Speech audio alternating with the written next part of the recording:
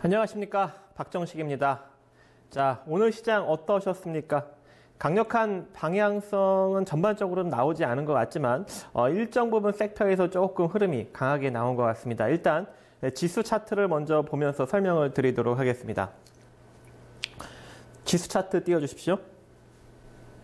네. 일단은 2222선에 오늘 고가로 지수가 터치를 하면서 좀 저항을 윗꼬리로 고점으로 정확하게 받았고, 하단은 2205선을 터치하면서 하단 또 지지 라인을 밟고 있는 상황입니다. 지금 현재 차트를 좀 널찍하게 보면은 현재 이러한 상황에 놓여져 있습니다. 즉 뭐예요? 전고점을 돌파하기 직전에 저항에 걸린 모습인 거죠. 근데 이 2222선을 돌파하려면은, 이걸 돌파하고 2295선까지 나아가려면은 뭔가 긍정적인 모멘텀이 존재해야겠죠. 근데 오늘까지는 그런 모멘텀이 나오지 않을 가능성이 존재하고, 내일 정도의 여러 가지 경제 지표가 긍정적으로 발표가 나야 그러한 모멘텀이 나타날 것으로 보여집니다. 그러한 모멘텀은 제가 일단 간단하게 지표상으로 보여드리면은 현재 이렇게 볼 수가 있을 것 같습니다. 이탈리아의 산업생산, 프랑스의 산업생산, 그리고 영국의 산업생산, 그리고 미국 쪽, 그리고 유럽 쪽의 어떤 통화정책, 그리고 미국 쪽의 소비자 물가 지수, 이러한 것들이 중요한 지표들이 내일 줄줄이 발표가 납니다. 그래서 오늘장까지는 방향성이 나올 수가 없어요. 왜? 이런 중요한 지표들이 내일 발표나기 때문에. 내일 이러한 중요 지표들이 발표가 나고, 그 다음에 FOMC 회의록 발표가 열리고, 그 다음날 중국의 생산자 물가, 소비자 물가 지수가 발표가 나고, 또 미국의 생산자 물가, 이런 것들이 줄줄이 발표가 나면서 본격적으로 증시가 방향성이 결정될 것으로 보여집니다. 그러면 본격적인 방향성은 언제 결정나는 겁니까? 내일과 모레에 결정이 나겠죠. 그래서 내일 모레 정도에 우리 지수가 한 단계 더 상승이 나오려면 어디를 돌파를 해야 됩니까? 2222선을 돌파하면서 흘러가야겠죠. 2222선을 돌파하게 된다면 어디까지 가는 거예요? 2295선까지 상승력이 나올 수가 있는 겁니다. 하지만 저러한 경제 지표가 만약에 부정적으로 나오면서 2205선을 깨고 내려가면 어떻게 되는 겁니까? 바로 스트레이트로 다시 2181선까지 조정을 거칠 수 있고, 이미 쌍바닥을 찍고 W형 패턴을 만들면서 상승이 나왔는데 다시 내려간다는 것은 결과적으로 조금 강한 하락을 또 뜻하는 그런 또 신호로 받아들일 수도 있겠죠. 그래서 혹여라도 모르니까 여러분들이 꼭 2205선을 깨고 내려갈 경우에는 증시가 일정 부분 또 조정을 들어갈 수도 있겠구나, 리스크 대응해야지, 또 현금 조금 확보를 해야지, 내가 들고 있는 종목들이 부정적으로 흘러가면 좀 절반은 줄여놔야겠구나, 이런 식으로 리스크 대응을 좀 해 놓으시면 될 것 같습니다. 하지만 지표들이 긍정적으로 나오면서 2222선을 돌파하면 2295선까지 추가적으로 상승력을 바라보시면서 가십니다.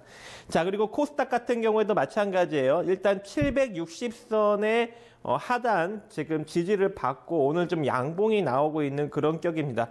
만약에 760선 밑으로 꺾였다면은 조금 조정을 받을 수도 있었어요. 하지만 오늘 특히 이제 통신장비 섹터들의 강세 움직임으로 인해서 지금 상승력이 좀 잘 유지되고 있는 것 같고, 이 상태로 상승력이 유지가 되고, 그리고 코스피까지 2222선을 만약에 뚫고 올라가는 흐름이 나타난다면 코스닥은 이대로 상승력이 나오면서 774 라인까지도 상승력이 추가적으로 나올 수가 있을 것 같습니다. 하지만 언제든지 우리는 좀 역방향을 조심을 해야 된다. 역방향은 뭐가 깨졌을 때? 760선이 깨졌을 때 역방향을 조금 고려하시고 조심하셔라. 그거는 무엇으로 결정된다? 내일 중요한 지표들이 내일부터 목요일까지 발표가 나니까 그러한 중요 지표들에 의해서 시장의 흐름이 결정이 날 것이다. 지금은 굵직굵직한 이슈들은 이미 시장에 다 이제 드러났어요. 그죠? 드러났기 때문에 이제는 조금 우리가 예상치 못하는 경제적 이슈로 그런 흐름들이 나타날 수가 있습니다. 그래서 이런 것들을 여러분들이 좀 신경을 써서 대응을 하시면 좋을 것 같고, 수급을 한번 간단하게 보도록 하겠습니다.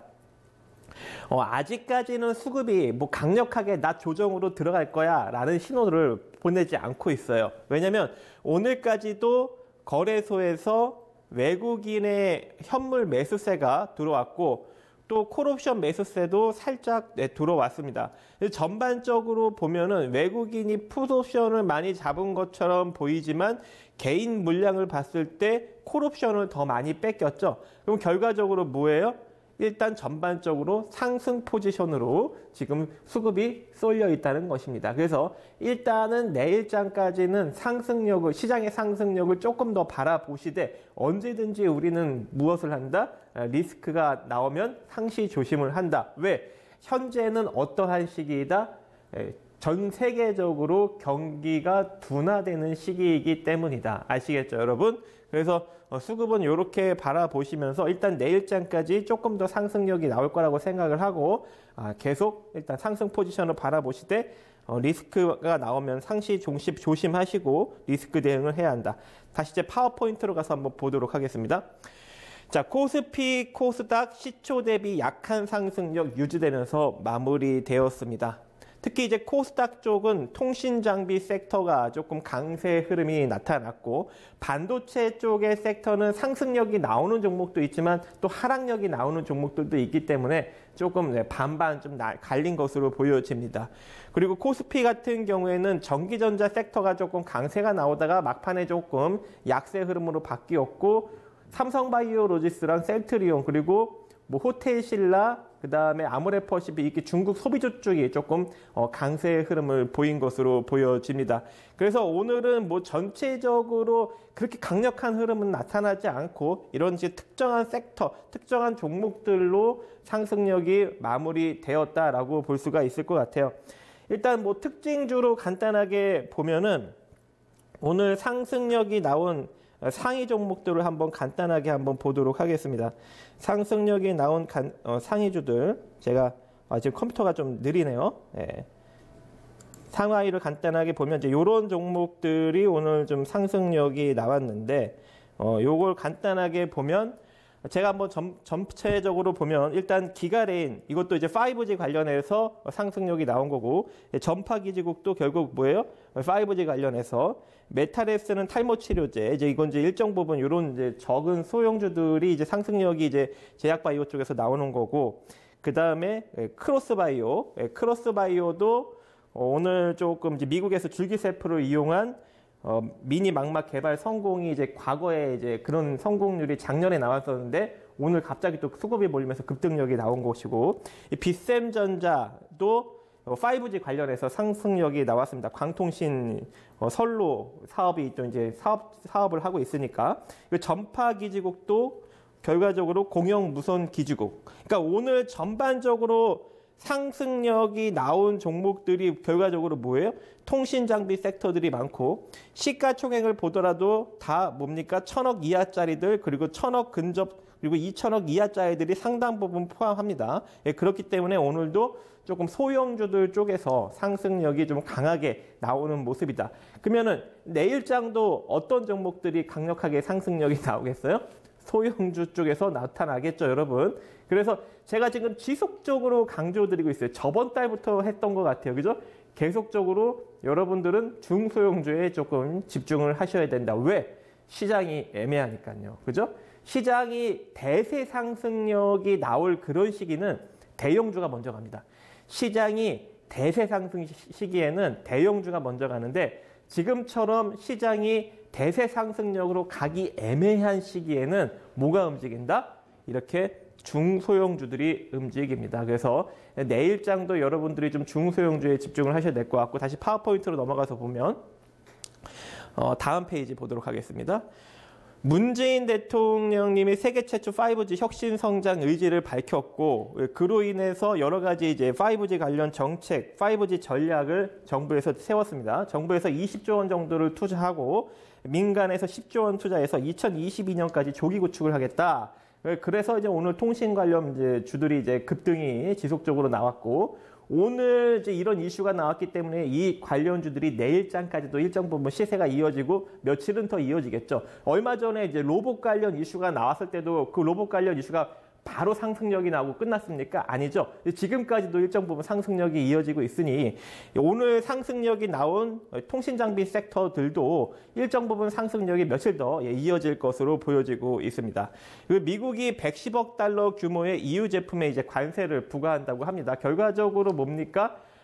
관세 정쟁이 EU 쪽하고도 또 불거지고 더 확장으로 퍼지는 그러한 국면으로 가고 있습니다. 따라서 조금 이제 더 좀 리스크가 발생될 수 있는 어떤 글로벌적인 국면이 형성이 되고 있고, 이로 인해서 만약에 경기 지표가 안 좋게 나오면서 경기 침체 우려가 불거진다면 또 시장에서 또 조정을 받을 수도 있는 그런 또 국면이 발생이 되겠죠. 또 영국 브렉시트 시한이 이제 얼마 남지 않았습니다. 12일까지죠. 10일날 EU에서 이제 브뤼셀에서 이제 특별 정상회의를 하면서 이제 결정을 내릴 것으로 보여지는데, 지금 현재는 일단 장기화 연장 가능성이 상당히 점쳐지고 있는 상황입니다. 영국 의회에서 노딜은 하기 싫다라고 통과를 시켰죠, 법안을. 그렇기 때문에 장기로 갈 수밖에 없는 그런 국면에서 일단은 영국 브렉시트 쪽은 뭐 단기적으로 우리 시장을 끌어내릴 정도의 악재로는 작용하지는 않을 것 같습니다. 이건 어차피 이제 장기 연장으로 갈 것이기 때문에. 근데 지속적으로 우리 증시의 상승 모멘텀은 될 것 같지는 않아요. 그래서 계속 좀 지켜볼 필요성이 존재합니다. 다음 화면 넘어가서 보도록 하겠습니다. 그래서 우리 증시 수급은 일단은 아까 여러분들 살짝 봤듯이 상승력으로 지금 유지되고 있습니다. 상승력으로. 그래서 이 증시 수급이 일단 상승력으로 유지되는 데까지 일단 지속적으로 여러분들이 뭘 노리면서 접근한다? 소형주를 트레이딩 관점으로 노리면서 접근을 한다. 그리고 항시 언제 조정받을지 모릅니다. 언제 갑자기 경기 하강 우려가 또 불어닥치면서 증시가 또 꼬꾸라질지 모르니까 상시 조정력을 좀 염두하시면서 끌고 가시고, 반도체, 통신장비, IT 등의 중소형주에 여러분들이 좀 집중을 하셔야 될 것 같습니다. 물론 이제 뭐 셀트리온이나 삼성 바이오로직스나 여러 가지 소형 제약 바이오주들이 상승력은 나오고 있지만 그거는 굉장히 국소적이고 기술적으로밖에 노릴 수 없는 그런 국면이기 때문에 지금부터는 여러분들이 조금 반도체, 통신장비, IT 쪽 소형주를 노리신다면 그나마 조금 짧게라도 한 20% 정도, 15% 정도 급등력을 좀 트레이딩 관점으로 노릴 수 있지 않을까 생각을 합니다. 자, 여기서 마치도록 하겠습니다. 감사합니다. 네, 박찬수 전문가와 함께했습니다. 내일은 9거래 연속의 상승에 도전하는 날입니다. 다만 그 만기 전날이기 때문에 수급 포지션의 변화 좀 주목해서 보셔야 될 것 같고요. 지표 발표가 많기 때문에 여기에 대한 시장의 반응 잘 확인해 보시면서 전략 잡아보시면 좋겠습니다.